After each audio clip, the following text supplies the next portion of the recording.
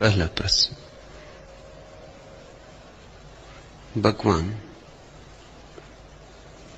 परमात्मा शब्द ही मेरी समझ में नहीं आता है। परमात्मा यानी क्या? स्वरूप जो समझ में नहीं आता है उसी का नाम परमात्मा है। जो समझ में आ जाता है उसका नाम संसार।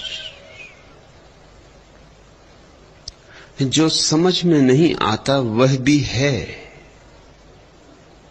समझ पर ही अस्तित्व की परिसमाप्ति नहीं, समझ के पार भी अस्तित्व फैला हुआ है। इस बात की उद्घोषणा ही परमात्मा है। परमात्मा कोई व्यक्ति नहीं है। इसलिए जो परमात्मा को व्यक्ति मानकर खोजने चलेंगे व्यर्थ ही भटकेंगे, कहीं ना पहुंचेंगे। परमात्मा तो अज्ञात का नाम है। अज्ञात का ही नहीं वरन अज्ञेय का। जिसे जानो तो जान ना पाओगे, जिसे जितना जानने की चेष्टा करोगे उतना ही पाओगे कि अनजाना हो गया। लेकिन फिर भी एक और द्वार से परमात्मा में प्रवेश होता है। उस द्वार का नाम ही प्रेम है। जानने से नहीं जाना जाता, लेकिन प्रीति से जाना जाता है, प्रेम से जाना जाता है। जानना ही अगर जानने का एकमात्र ढंग होता है तो परमात्मा से संबंधित होने का कोई उपाय न था। लेकिन एक और ढंग भी है। बुद्धि ही नहीं है तुम्हारे भीतर सब कुछ। हृदय का भी स्मरण करो। सोच विचार ही सब कुछ नहीं है तुम्हारे भीतर। भाव की आर्द्रता को भी थोड़ा अनुभव करो। आंखें सिर्फ कंकड़ पत्थर ही नहीं देखती हैं, उनसे प्रीति के आंसू भी झरते हैं। अगर विचार पर ही ठहरे रहे तो परमात्मा नहीं। इसलिए नहीं कि परमात्मा नहीं, बल्कि इसलिए कि विचार की क्षमता नहीं है परमात्मा को जानना।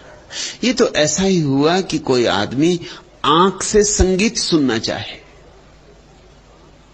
और फिर संगीत सुनाई ना पड़े, और वो कहे कि आंख से जब तक सुनाई ना पड़ेगा संगीत मैं मानूंगा नहीं। तो क्या करेंगे हम? आंख से संगीत सुना नहीं जा सकता। उसकी जिद है आंख से सुनेगा। कान से सुना जा सकता है, उसकी जिद है कि कान खोलेगा नहीं। प्रत्येक उपकरण की सीमा है। बुद्धि पदार्थ को जान सकती है, परमात्मा को नहीं। हृदय परमात्मा को जान सकता है, पदार्थ को नहीं। कान संगीत सुन सकते, रोशनी नहीं देख सकते। आंखें रोशनी देख सकती हैं, संगीत नहीं सुन सकती। हाथ छू सकते हैं, स्पर्श कर सकते हैं, गंध का अनुभव नहीं कर सकते। उसके लिए तो नासापुटों की जरूरत होगी। प्रत्येक अनुभूति का अपना द्वार है, और प्रत्येक अनुभूति केवल अपने ही द्वार से उपलब्ध होती है। तुम पूछते हो स्वरूप, परमात्मा शब्द मेरी समझ में नहीं आता। किसकी समझ में कब आया? किसी की समझ में कभी आया है? समझ से नाता ही नहीं। ये तो नासमझों के लिए संभावना है। ये तो दीवानों का रास्ता है। ये तो मस्तों का मार्ग है। इसलिए तो इतना कठिन प्रेम का पंथ। प्रेम पंथ ऐसो कठिन। क्या कठिनाई है? कठिनाई यही है कि इस जीवन का सब कुछ तो हम विचार से सुलझा लेते हैं, और इसलिए एक भ्रांति पैदा होती है कि जब विचार से सब सुलझ जाता है, गणित सुलझ जाता है, भाषा सुलझ जाती, तर्क सुलझ जाता है, दर्शन सुलझ जाता है, भूगोल, इतिहास, राजनीति, विज्ञान, सब बुद्धि से सुलझ जाता है, तो एक आशा बंधती है कि इसी बुद्धि से हम परमात्मा को भी सुलझा लें। और इसी आशा में उपद्रव हो जाता है, इसी आशा में हमारी निराशा के बीज है, इसी आशा में हमारी विफलता है। और स्कूल से लेकर विश्वविद्यालय तक तुम्हें बुद्धि की शिक्षा दी जाती। इस जगत में कहीं भी तो कोई स्थान नहीं है जहां हृदय का प्रशिक्षण होता हो। इसलिए मैं कहता हूं ये जगत मंदिरों, मस्जिदों, गिरजों से भरा है, फिर भी मंदिर इस जगत से समाप्त हो गए, क्योंकि मंदिर है वह जगह जहां हृदय का प्रशिक्षण मिलता हो। तुम्हारे मंदिर भी बुद्धि से भर गए, वे भी पाठशालाएं हैं, वहां धर्मशास्त्र समझाया जा रहा है। तुम्हारे मंदिर भी मस्तिष्क के ही आवास हो गए। अब वहां हृदय नहीं नाचता, अब वहां प्रेम की बांसुरी नहीं बजती, अब तो वहां भी तर्क के जाल फैलाए जा रहे हैं। हिंदू है वो मुसलमान के खंडन में लगा है, मुसलमान वो हिंदू के खंडन में लगा है। आर्य समाजी सनातनी का खंडन कर रहा है, सनातनी आर्य समाजी का खंडन कर रहा है। मंदिरों में भी खंडन मंडन हो रहा है। प्रीति का फूल खिले तो खिले कहां? मस्जिदों में भी प्रेम की शराब नहीं ढाली जा रही, वहां भी तर्क और तर्क के सहारे ही जितने दूर तक जाया जा सकता है उतनी दूर तक जाने की कोशिश की जा रही। तर्क तो ऐसा है जैसे अंधे के हाथ में लकड़ी, थोड़ा टटोल लेता है, और अंधे के हाथ में लकड़ी थोड़े काम भी आती है। एकदम व्यर्थ है ऐसा मैंने कहा भी नहीं, ऐसा मैं कहूंगा भी नहीं, उसकी अपनी सार्थकता है। अंधा आदमी है तो लकड़ी से टटोल के अपने घर आ जाता है, दरवाजा खोज लेता है, अपने जूते तलाश कर लेता है, टकराता नहीं। मगर अंधे की लकड़ी उसकी आंख नहीं बनती, ना आंख बन सकती। और आंख अगर मिल जाए तो लकड़ी को तत्क्षण छोड़ देना होगा, फिर कौन चिंता करता है लकड़ी की। इसलिए जिन्होंने हृदय को थोड़ा खुलने का अवसर दिया, हृदय की कली को फूल बनने दिया, उन्होंने फिर तर्क की बकवास छोड़ दी। फिर वे परमात्मा में जीने लगे। वे परमात्मा के लिए प्रमाण नहीं देते, फिर वे स्वयं परमात्मा के प्रमाण हो जाते। उनका उठना, उनका बैठना, उनका बोलना, उनका न बोलना, सब परमात्मा की अभिव्यक्ति हो जाती। उनका सारा जीवन परमात्मा का एक गीत हो जाता है। उनके जीवन से एक सुवास उठती। तुम्हारे जीवन से भी वैसी सुवास उठ सकती है।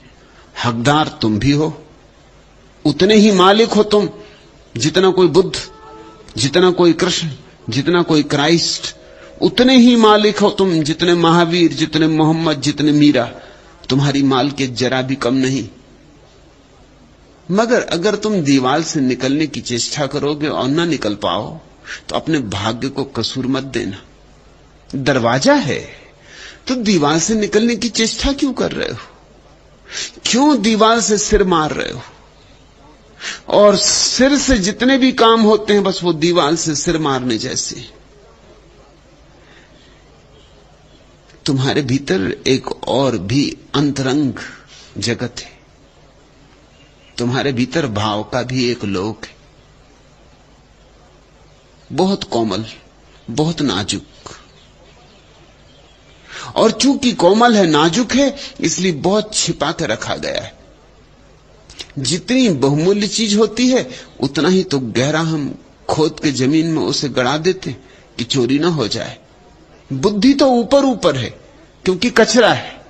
हृदय बहुत गहरे में है क्योंकि वही तुम्हारी संपदा है, वहीं तुम्हारी समाधि छिपी और वहीं तुम्हारे समाधान है। बुद्धि काम चलाऊ है,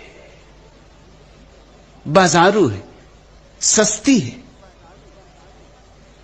हृदय तुम्हारा जीवन का मूल आधार है। समझा तो कोई भी नहीं परमात्मा को कभी, और न कोई कभी समझ सकेगा।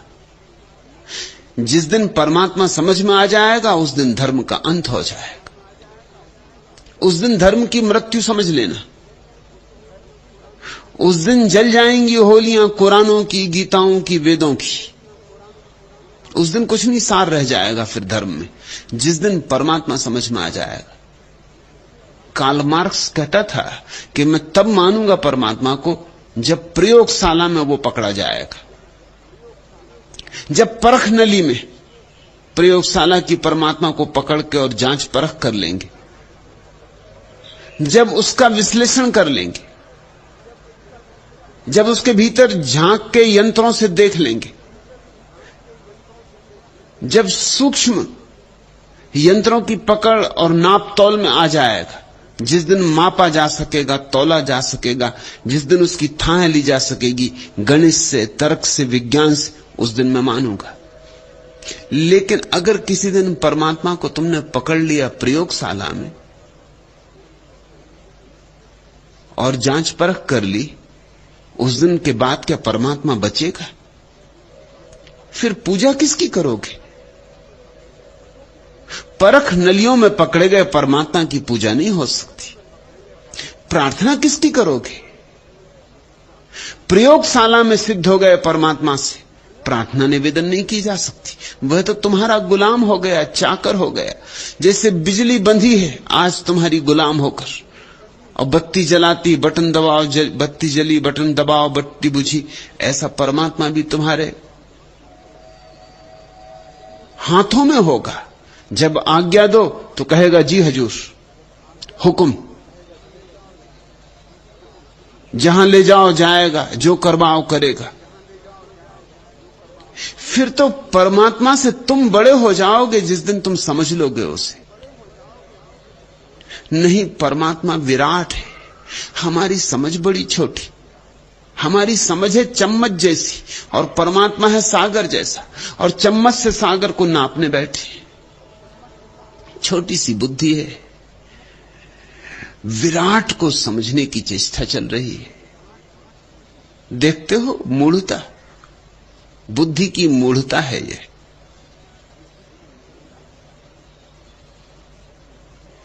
इतने छोटे से चम्मच से इतना बड़ा सागर तुम न नाप सकोगे, कोई नहीं नाप सका।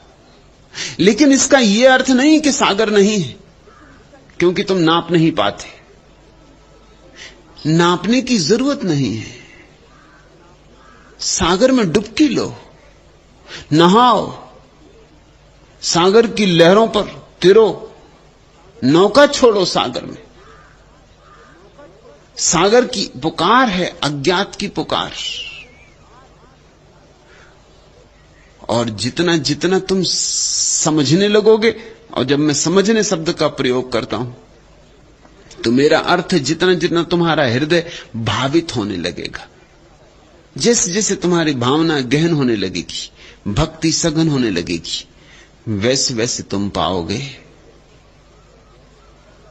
और भी समझने को शेष है। जितना समझोगे उतना ही ज्यादा समझने को शेष है। और जो पराकाष्ठा है ज्ञान की, वह जानते हो क्या है? पराकाष्ठा है ज्ञान की इस बात की उद्घोषणा कि मैं अज्ञानी हूं और परमात्मा के समक्ष सदा अज्ञानी रहूंगा, क्योंकि परमात्मा अज्ञेय है।